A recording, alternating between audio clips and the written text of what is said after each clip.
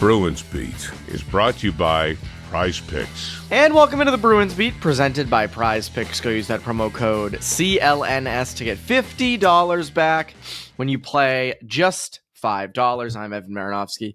That's Conor Ryan. Connor, what is up? Evan, I'm doing well. How you doing? Doing great. Doing great. I'm back from the Metro Detroit area, which is fine. It's fine.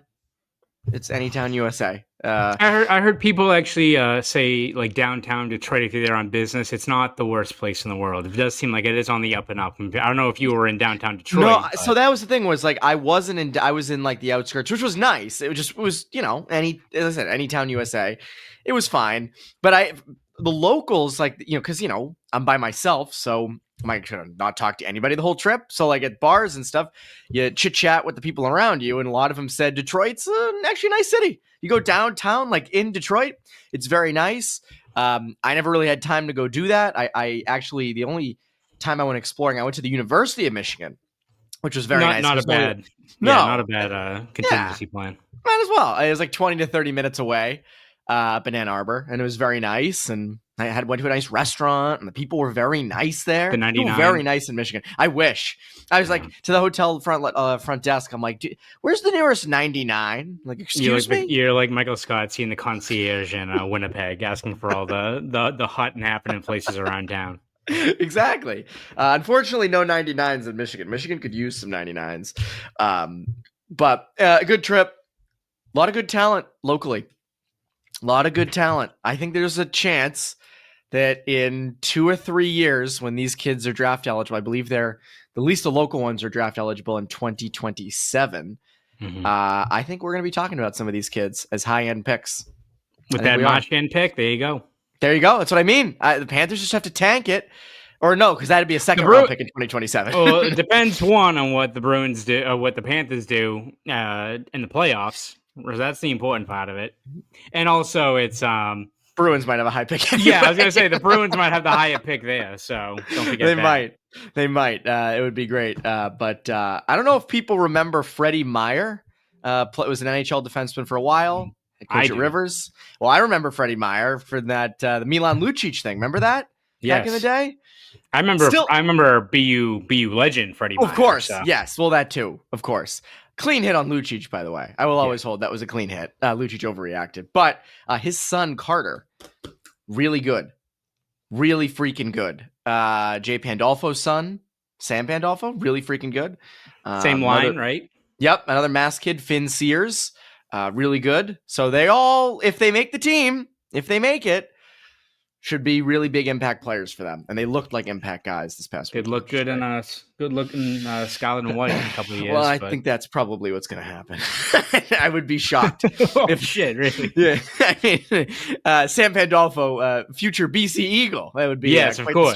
The story. Listen, forge your own path. Maybe not at that school, but if he wants to go, there's a lot of great hockey East programs. I don't know if he wants to make the commute all the way out to Newton, but UMass's got a wagon program. You got Providence. Like, a lot of good options out there for him. Maine's kicking ass. Yeah. Just maybe not BC, but. Yeah, maybe not BC. Or just go to BU. Just go to BU.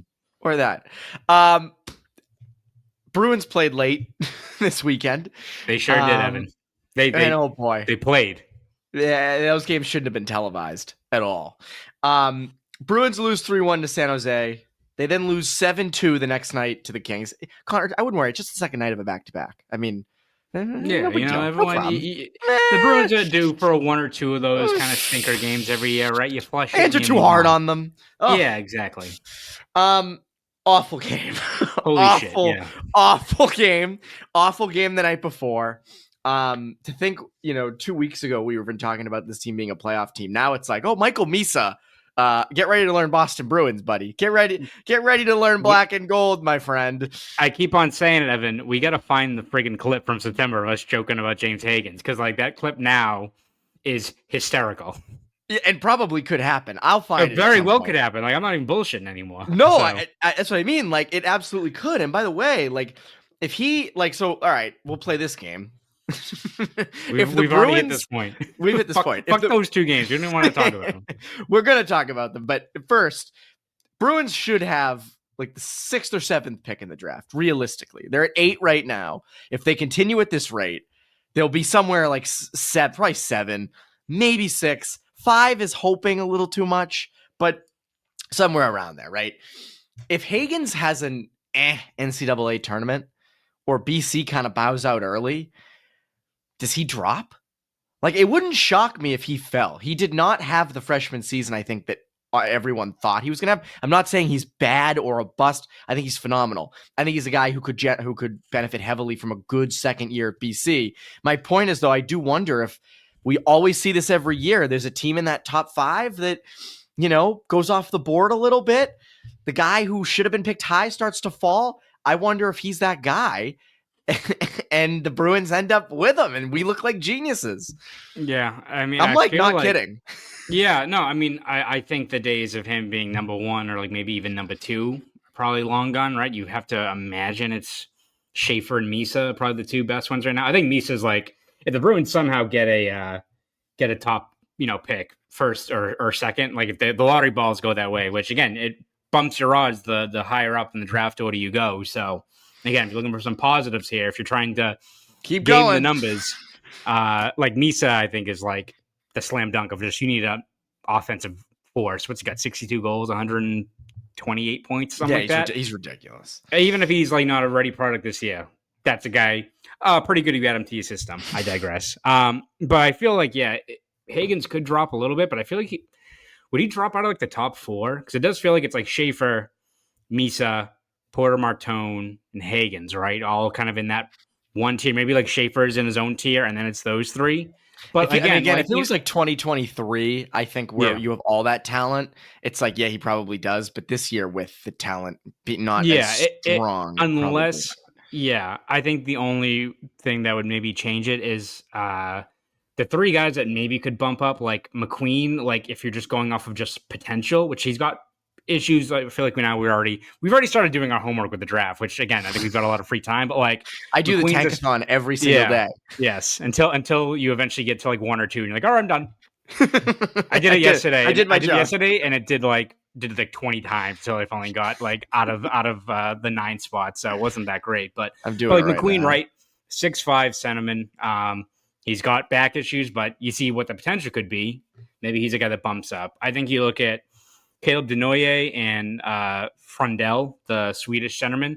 I think they're both viewed as like really high floor 2-way centermen. So maybe like someone wants more of a sure bet than a guy like Hagens. I think Hagens is better than both those guys, because even if it's not, he hasn't had a Celebrini like year. Like you see the skill with a guy like Hagens. Like he's not the biggest body, yes, but you see what he can do.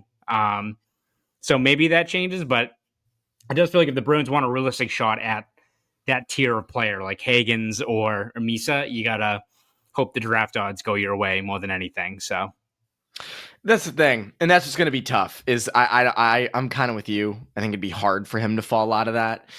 We got to start being like, James Hagens, is he a good kid? What's his deal? Trying to get him out of the top 5. But he is a very good kid, and he's a really nice kid.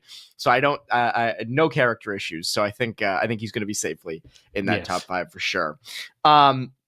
Let's talk the game against the Kings. We've put it off as far as we can. Damn it, Evan. Bruins lose 7-2, and a lot of fans, everybody's focused on, obviously, Jeremy Swayman comes out of his net, wants to fight. Darcy Kemper drops the gloves. Kemper wants to as well. Refs break it up. Yep, stupid. Wish it could have happened. It would have been nice. However, and Nikita Zadorov hinted at this after the game when he said, when I think Fluto asked, what do you think of Swayman standing up for Hustendinov? And Zadorov kind of winces and goes like, is that what it is? And then he says, I don't know, no comment, and just kind of brushes it away. Now, Nikita Zadorov has not been good of late. The Bruins defense has been horrific of late, and that's not all Zadorov.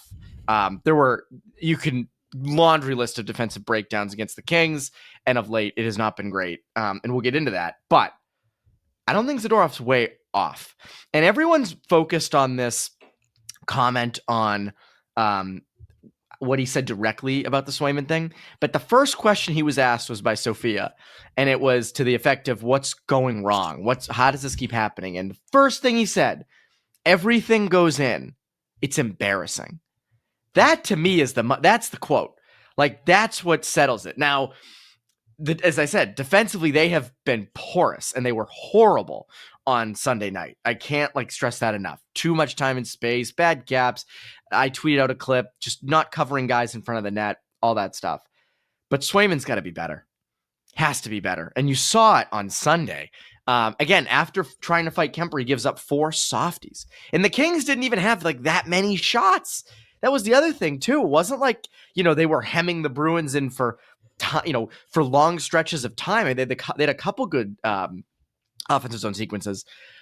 But I just wonder with Swayman, is he fighting the puck? Is this a long-term issue? Is it a slump? Is he not worth the money? I do think these questions have to be asked right now. Yeah, I mean, listen, this team as currently constituted is not a good team, right?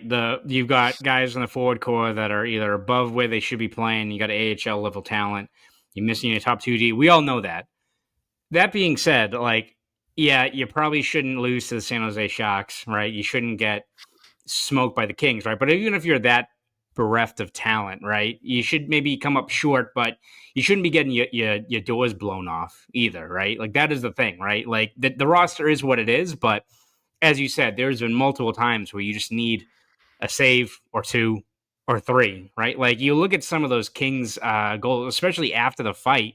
Oh, it's you need more from your guy that's costing that much money, right? And so it's an interesting kind of dynamic, right, in terms of how you want to read the tea leaves, because I think we're all in agreement, right? It has not remotely been the year that the Bruins want, and especially Jeremy Swayman, and he needs to be better. And if he's not better next year, holy shit, then this team is in a lot deeper trouble than we initially projected, right? Correct. And that is, I think, the biggest key. And you hope that you see what he's done the previous 3 years. Again, I get that the situation was more catered for him to have success, right? With the reps and having Olmark there. But still, you saw what he did in the playoffs last year. This is the goalie that is capable of playing at a high level on a very high stage. So you should expect that from him. Maybe not a .930 save percentage like he did in the playoffs, but a guy that's hovering near top 10. If he's getting paid that much money, that's what you're expecting. And you're just seeing not enough from him there. So, listen, I understand that the Zadorov quote, which when you especially see it, the video of it, the tone, all of it, it's not great. It is not great at all, right? And I respect the openness as people in media. I don't mind that. Yeah, exactly. But it depends on how much you want to read into it. Is it a guy who's, again, part of a really bad team that is reeling and is pissed off because they're getting waxed every night and the goalie is not making the saves? And again, it doesn't all fall on Swayman, but you need your guy in net, your franchise pillar. When we talk about the foundation of this team, it's Pastrnak, it's McAvoy, and we thought it was going to be Swayman, and he's not played to that level yet. So I get the frustration of being pissed about that, and I get that situation where Swayman wants to get into the fight. Maybe that riles him up, but for guys like Zadorov, it's all right, well, did that fire you up? Because it seems like afterward it took you out of the game, right? So I get the natural frustration. This is not the first time this has happened, right? You want to look at, I think it was either the Stars game or the Winnipeg game, I think. There's been so many lopsided blowouts I lose track of them. Yeah, but there was one where Marchand afterwards where they asked him, did he feel bad for Swayman? Because I think he stayed in the entire game. I think he was out I remember this. Against. And Marchand was like, no, I don't feel bad. He's part of the team. And so, again, depends on how you want to read into it. I'm not reading deep into it in terms of these guys are all they all huddle and they're like, Sway really screwed us over, guys. We're just gonna roast him in front of the media. I don't think it is that choreographed, right? But I think some of it is just the natural dynamic of pro athletes who take a lot of pride in their game, who aren't playing well themselves and are not getting the results and are pissed about it, especially when you weigh against the expectations set against his team this year. And then you compound the fact of everything that's gone on with Swayman this year and him not getting the results and bailing you out. I get the natural frustration that forms. It's just, I don't know if I want to wade into is this a deeper seated issue or is it just guys are all pissed off because no one's playing well, which I don't. You can dive into the locker room dynamics, those kind of things. But one thing you can't dispute, no one is pulling their weight, especially the guy in net, and he needs to be better. Yeah, I also the argument, and I've heard this. I remember at the beginning of the year, they play harder in front of Korpisalo than Swayman, or like that. You're a pro athlete, like you're playing hard in front of anybody. I'm never a big fan of that. Yes, last year I think, or like 2 years, it was a lot of the same thing with Swayman and Ullmark. There was, I think maybe it was last year especially. Ullmark had a lot of good games, and the team, especially the defense, was super loose in front of him, and you saw a lot more committed efforts against Swayman. Did everyone hate Ullmark last year? I don't know if you talk to anyone who hates. They pick a goalie every year. They pick. Yeah, I don't know if you talk to anyone who hates Linus Ullmark and kind of what he provides in the room. So yeah, again, like you look at the numbers and they can skew one way one season and they can change the next. But I don't think it's again, not the guys are huddling up before the game, being like, all right, Corpy's a net. Like let's give a shit, guys. Let's put our pride in our. How we view our own game to the side when Swayman's in net, because we all want to look bad and look embarrassed getting smoked by like the Sharks or the Kings or what have you. Like, again, it makes for a compelling narrative and it makes for something to talk about, especially at this stretch of the year where, holy shit, there's not a whole lot of good things to talk about. But I don't read too deeply into that, as opposed to just a lot of guys are pissed and no one's pulling their weight, especially the goalie. Yeah, Bulldogs in net tonight. We're gonna lose this one. Exactly. By the way, I don't know that Bulldog nickname now, unless if it's like a deep nickname, like from his family, or like it means something. But where does that come from? It seems random. It's like when George Costanza wanted to be called T-Bone in Seinfeld. Like, isn't that just a very generic? Like, we call him Bulldog. Like, does that really? It's the fit? most common collegiate like mascot name, right? Yes. It's gotta be one of them. That's like NHL 25. You make a club team. You make a Chell team, and that's it's automatically. Like, it could be the Bulldogs. So I don't see that. I want to dive deeper into this Swayman stuff because I think there's more to it. But our friends over at Prize Picks, they're the best way to get action on sports in more than 30 states, including California, Texas, and Georgia. The app is really easy to use to create a lineup. All you have to do is pick more or less on a few player stats for your shot to win up to 1,000 times your money. Prize Picks is the best place to win cash while watching sports. Join over 10 million users and sign up today.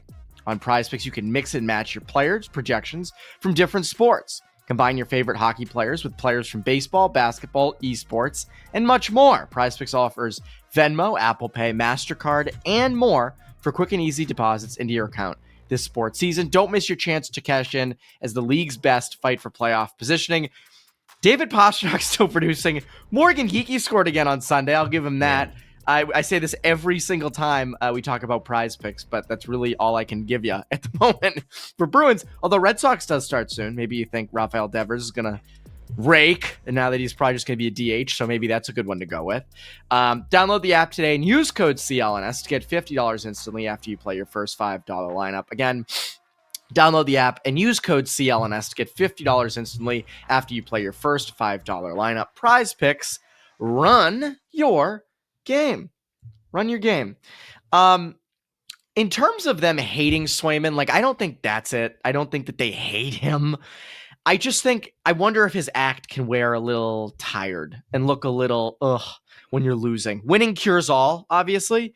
And when he wants to fight and when he's very self-confident in the media and, he's a confident guy. He's a very confident guy. I mean, you could say a little cocky, but he's nice about it, so it doesn't come off like that. Doesn't come off like he's being, a dick. But then trying to start fights. We used to say this about Jordan Binnington all the time. Oh, there goes Jordan Binnington trying to start a fight, and he's down 5-1. Swayman's got a tinge of that, and I think that's where, as you said, Zadorov and I think his teammates get annoyed, where it's like, dude, just stop the freaking puck. Like, we'll handle standing up for people. Like, and look. We all want to see Swayman fight. We all want to see Swayman score a goal. It's fun and it's part of the game. When you're winning, that's fun when you're winning. When you're losing and having a bad season, a goalie fight doesn't do anything. I mean, it's fun and I like it and it's marketable, but it's not like, Jeremy Swayman knocks out Darcy Kemper and the Bruins score 3 on LA's backup. Right. Like, a goalie fight lasts like 15 seconds. I mean, just, not much. The Tim Thomas, Carey Price scrap it was wild to see, but it wasn't a rock'em sock'em robot. Yeah, they just threw punches around and Thomas fell and then he got up and that was it. Yes. although that Defoe fight back in the day was like legit. I remember Ray Emery, Yes. I forget who he fought, kicked someone's ass. Yeah. It was years ago. It was the You don't Flyers see and him the anymore Senators. anyway, which sucks. No. There was the Bennington Fleury one that got broken up before it even started, which sucked. So Yeah, so that's probably, it might never happen again. But my point, again, I just go back to, I think they get annoyed, and I think they also look back.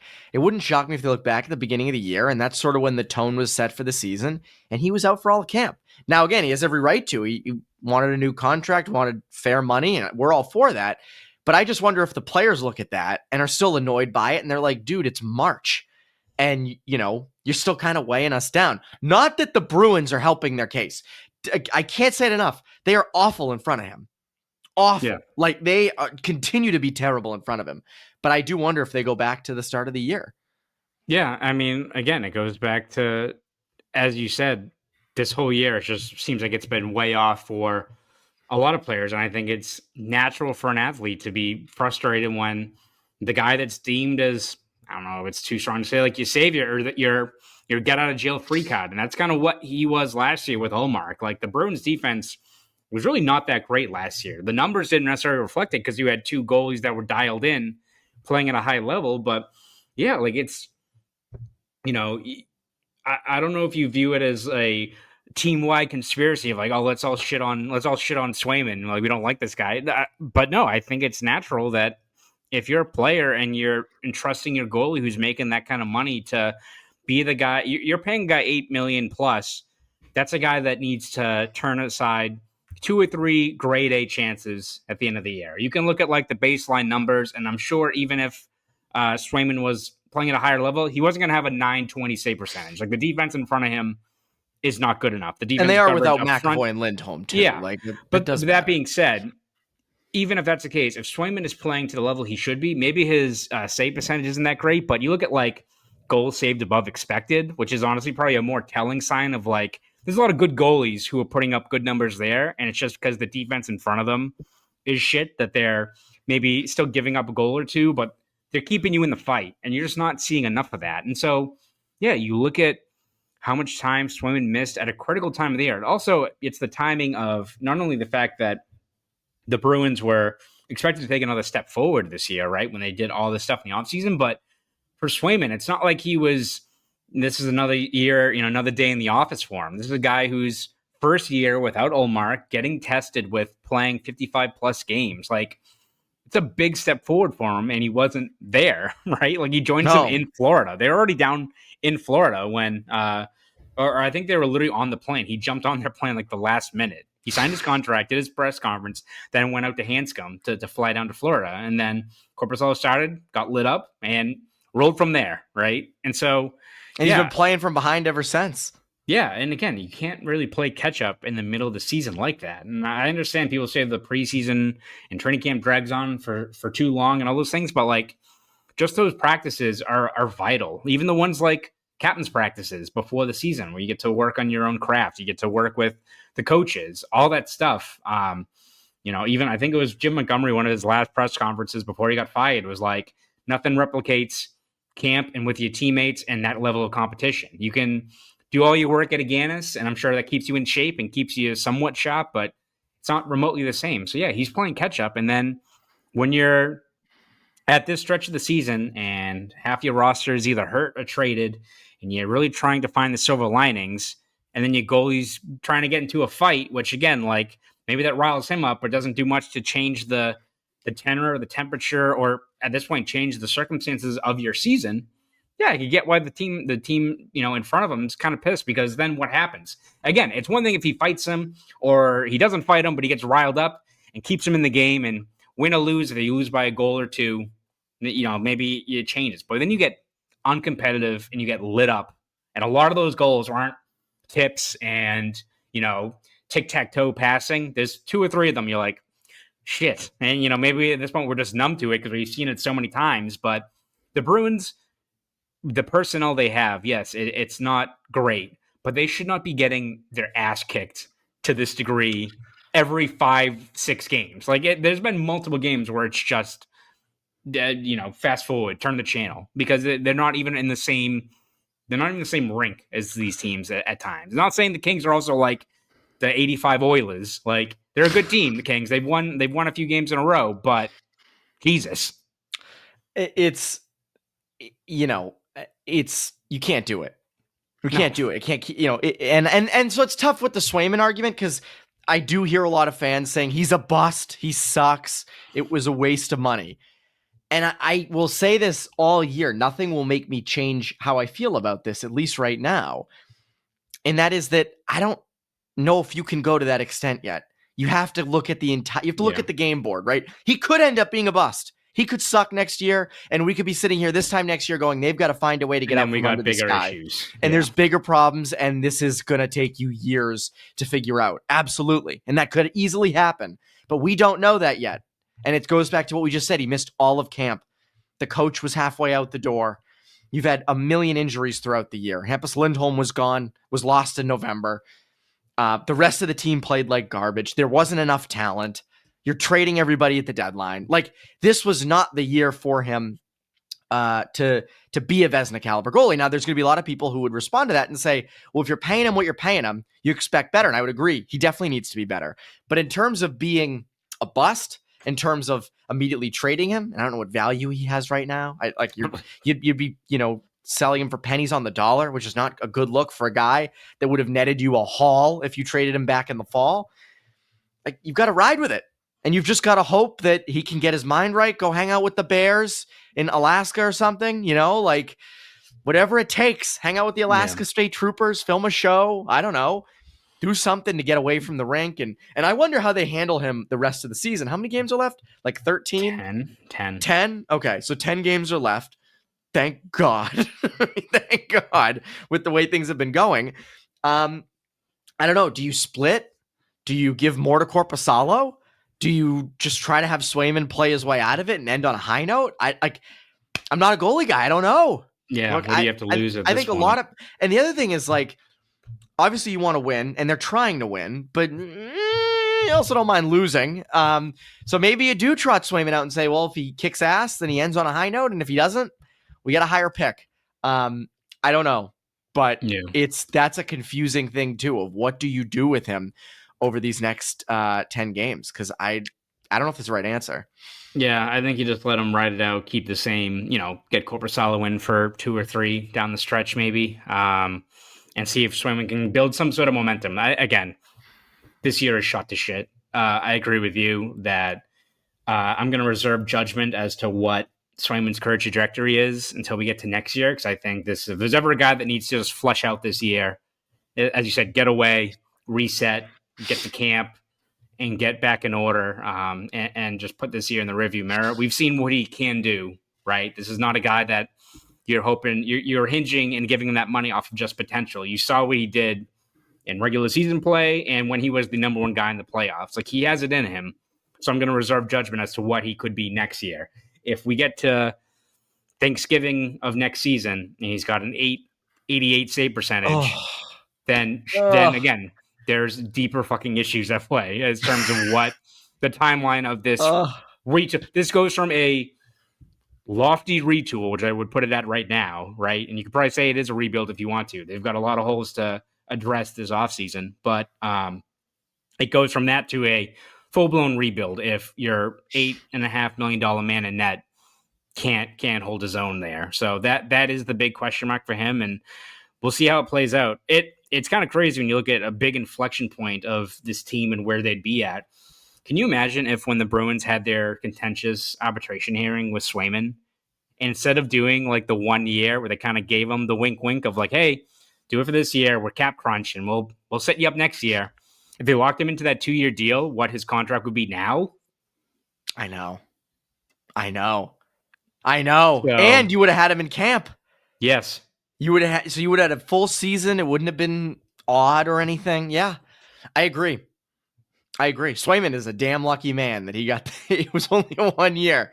Right. Oh my God. And I also like, because if they really wanted to see what he would be like without, not in a goalie tandem, I also think going into next year, you already had to do this, but you really need to do it now. You need to bolster your defense. You need to find a way to get your defense better in terms of personnel. And B, you need to play your backup goalie a little more. Like, I don't know if Swayman can handle the amount of games he's that they thought he could do. And I think you are going to, whether, you're probably going to have Korpisalo again. Just play him a little more. And who knows if he can step up to that. So a lot of questions there. One other thought I keep kind of running into, obviously the Bruins dealt off a lot at the deadline. Carlo, Marchand, Coyle, Frederick, Brazeau. And those are seismic moves. I can't stress that enough. Those are seismic, bigger than we thought they would actually do. But the more I continue to watch this team, I realize those aren't the only trades they need to make. There are still pieces on this roster that I look at and go, oh, those are kind of rotting around the core. Like, we mentioned the core of Pastrnak, McAvoy, Swayman. Well, at least we used to. We still do. We still will. And you have Hampus Lindholm, who's a big part of it as well. But then you do have guys where you look and you're like, oh, like, is there a way to get out from under Elias Lindholm? Probably not. Nikita Zadorov? Probably not. Maybe, like, if you're a team that wants to get big on the back end, I mean, it is $5 million. As the cap goes up, maybe doesn't look as bad. Maybe you could dump him off for a low draft pick or something. But I still think there are more trades to be made this offseason. We talk a lot about free agency. We talk a lot about the draft. There's still trades to be made. Bringing in different kinds of guys, bringing in some veterans, I think is going to be huge. Yeah. And so I think that there's still more here. There's still, and I not work to be done. Obviously, there's a lot of work to be done. No duh. But in terms of dealing off legitimate pieces of the lineup, I still think there are guys you have to do that with come the summer. Yeah, I mean, the Bruins learned their lesson last summer, right? Even if you have a lot of holes in your lineup, you can't address all of them or paint it with a broad brush off of just free agency. Like, one, you don't have just the money to fill all that spots, and you're gonna overpay for guys, right? So, yeah, I think this team has to make some hockey trades as well, whether that's identifying teams that are just looking to move guys that need a change of scenery, whether it's buy low candidates, the same thing that the Capitals did with guys like Chychrun and Dubois, and trying to find those guys. And again, there's risk involved with that, but the Bruins are in a position where they need guys that are regular NHL players that maybe have more to give in a new spot. I think you've seen that with, a guy like Mittelstadt, a guy like Husendinov, even Yoki Harju. Like, are they franchise pillars? No, but they've looked pretty solid for what they can provide. Like, those are guys that you could conceivably, depending on what they do with Yoki Harju for agency, like, I think they could fill out your lineup. Not to the Bruins team. They just need to fill out their lineup with, like, capable NHL players. It'd be great if you got a star or two in that mix, right? But I think you have to assess the market and seeing what's out there. I think the biggest thing is not pushing for a center if one's either not available or you're going to have to massively overpay. Like, I think it's all about I think this year especially, it's adding veteran talent, adding just scoring depth throughout the lineup and seeing if that gets you back in somewhat contention next year, right? If you're banking on McAvoy and Lindholm being back, still got a few stars in there. And again, the biggest key is Swayman. If he bounces back, then you're shooting back to at least making a playoff push next season. And you got a way to build things up moving forward from there. But if you're just going out there being like, oh, we're fine, we just got to sign Ehlers and Marner and, Yoki Harju, and it'll be good, we'll figure out the defense as it goes along. No, you have to find ways to either move out contracts, identify players. Like, again, we look at like possible trade candidates, but, going into this offseason, there's a team like Utah that wants to move a guy like Maselli, right, who's been out of favor there. That's a buy low candidate. He's 5'11", gets knocked off the puck a little bit, but has had 2 50-point seasons. Is that the guy you take a flyer on? Do you knock on the door of Vancouver and see what they want to do with Pettersson? Like, if that team is out of the mix again, and we'll see what happens there. I personally wouldn't trade Elias Pettersson, but if they're trying to do that, do you want Elias Lindholm back? Do you want a 3C for a guy that doesn't want to be there?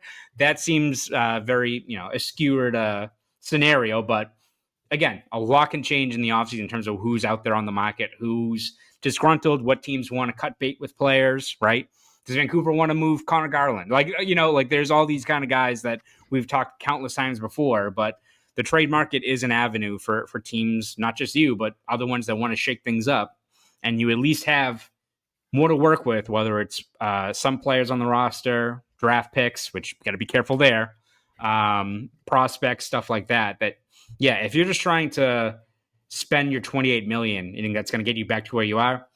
I don't think that's going to happen. So you do have to be bold and creative and trying to find ways to get value out of teams that are maybe willing to shake up their own roster in the process. Yeah, and again, in the trade market, you're likely not going to get that stud number one player or like a core piece, but you are going to bring in supporting guys who will help you get back into playoff contention, who will be on your third line and put up 15 to 20 goals, who will maybe be on your second line and put up 20 to 25 goals. That's what you're going to get. And I mean, again, you look at defense, absolutely. You need reinforcements back there. And look, I think next season, McAvoy and Lindholm come back, you're better, right? Jeremy Swayman should be better, and that helps your team be better. Does Elias Lindholm take a step? I'm not saying they're going to be in the playoffs or anything, but I think they're going to be a competitive team.